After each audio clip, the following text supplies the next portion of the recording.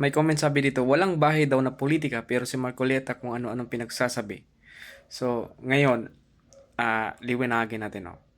So, unang-una, may karapatan si Marcoleta ang magsalita kasi isa siyang membro ng Iglesia ni Cristo. At pangalawa, wala siyang sinabi tungkol sa presidente. Ang pinatutungkulan niya ay ang kanyang mga kasamahan sa Kongreso na kapantay niya ng kapangyarihan na unahin ang kapakanan na nakakarami at huwag magbahagi dito sa usapin ng impeachment at kaayusan, kaunlaran para sa nakakarami. Yun yung ibig sabihin, ibig ipunto ni Marcolita. Hindi yun pamumulitika kasi literal na pamumulitika ang ginawa ng Kongreso.